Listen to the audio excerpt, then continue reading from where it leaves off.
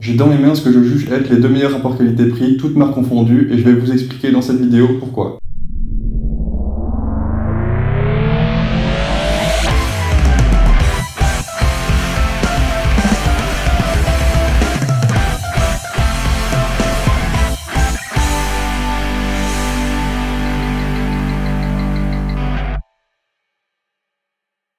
Elles ont vraiment énormément de choses en commun avec la fameuse SKX007. Déjà, la forme du boîtier avec sa couronne à 4 heures.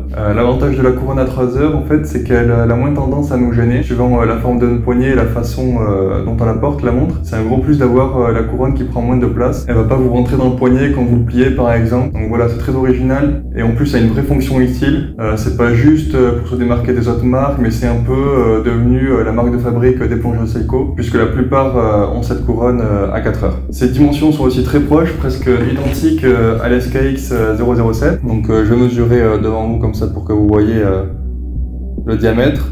Donc voilà, la SKX007 c'était 42,5 en appareil, sans les garde-couronnes évidemment. Ensuite l'épaisseur, la SRPD elle est un peu plus épaisse. Donc là on a 13,6, 13,5.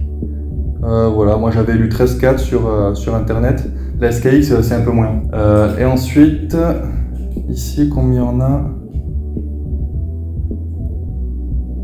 Donc 46 à peu près. Voilà, donc vous avez toutes les dimensions là. Évidemment c'est comme ça sur toutes les Seiko 5 SRPD. Ce qui change à chaque fois c'est juste les coloris. Des fois il y a des petits changements au niveau du cadran ou des aiguilles. Mais sinon, c'est exactement les mêmes, peu importe la couleur, etc. Donc la lunette est unidirectionnelle, toujours aussi bonne qualité, comme la SKX. Je pense qu'elle pourrait accrocher un peu mieux, comme les LX par exemple, mais bon, ça changerait complètement le style, donc c'est subjectif ça. Je trouve que c'est un peu lisse en fait. Voilà, ça n'a pas tendance à hyper bien accrocher. Bon là j'exagère, mais voilà, c'est vrai qu'elle pourrait mieux accrocher, je pense, à ce niveau-là. On a toujours Humber Hardlex, donc j'ai fait une vidéo là-dessus. C'est bien, mais c'est quand même moins bien que le saphir. C'est un verre minéral en fait qui a subi des traitements thermiques et chimiques pour résister un peu mieux aux rayures et aux chocs. Et c'est très correct pour ce prix-là. On a les mêmes aiguilles aussi que sur la SKX, que je trouve personnellement mythique, et le cadran qui a la même forme pour les index, mais évidemment l'ensemble est beaucoup plus moderne. C'est vraiment obligatoire qu'une de ces SRPD 5 vous convienne, à moins que vous n'aimez pas sa taille ou la forme du boîtier évidemment. Moi je vous le dis, ma préférée c'est celle-ci. Celle-ci il faut pas grand chose pour la rendre exceptionnelle.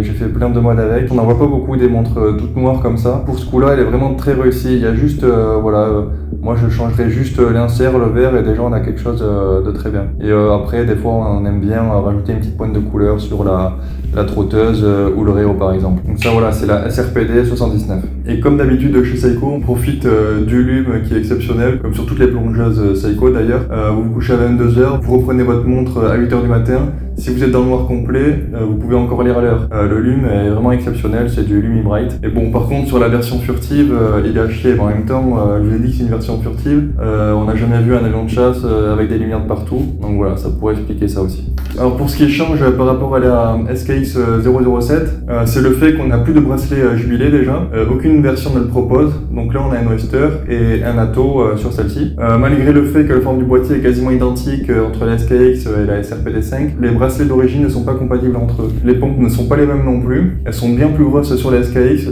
mais l'entrecorne il reste de 22 mm. Et après moi, j'ai jamais été fan des bracelets qui sont sur les Seiko d'entrée de gamme. C'est vraiment pas leur point fort. Heureusement, ça change facilement. Là, je fais un peu de teasing pour la vidéo qui sortira lundi prochain. Et c'est vraiment facile pour le coup, puisqu'on a des trous dans les cordes qui permettent d'enlever le bracelet très facilement. Et ça, on l'avait pas sur la SKX. Ensuite, la couronne elle est pas vissée, donc attention, ce n'est pas une vraie plongeuse. Elle reste tout de même étanche jusqu'à 10 bars. C'est 2 fois moins que la SKX, mais ça reste très bon. Si vous oubliez d'enlever cette montre avant d'aller à la piscine, ça devrait aller, mais c'est déconseillé de vraiment nager avec, etc.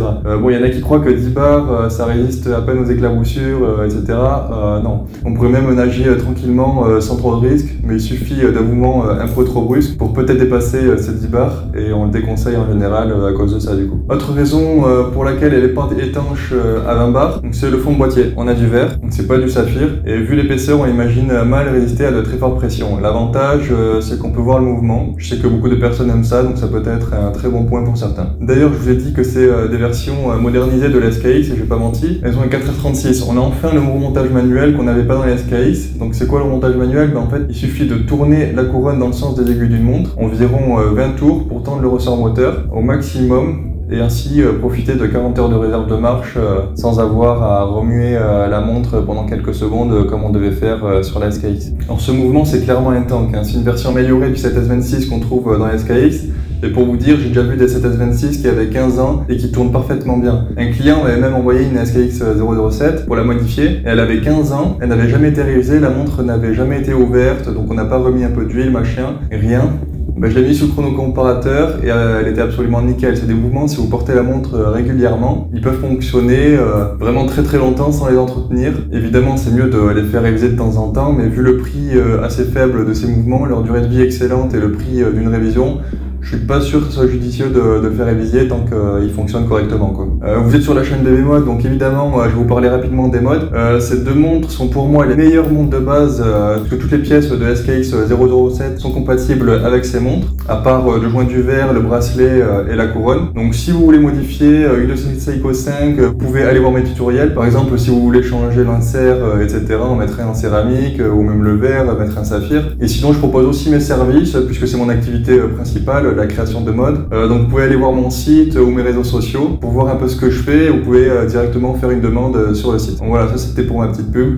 Donc pour conclure, pour un prix de moins de 300 € pour la plupart des versions, on trouve même des promos jusqu'à 170 € pour certaines versions. C'est une excellente montre. À part chez Orion, je vois pas d'équivalent dans ce style vraiment plongeuse, avec un très bon mouvement automatique fait maison, qui a déjà fait ses preuves sur les très long terme, tout en gardant les rapports qualité-prix aussi bons. Pour finir, je vous affiche un peu quelques spécifications, et si ces montres vous intéressent, abonnez-vous et activez la cloche, puisque la semaine prochaine on va reparler de ces montres et d'un élément en particulier. Comme d'habitude, n'hésitez pas à aller voir mes réseaux sociaux. Bon mode.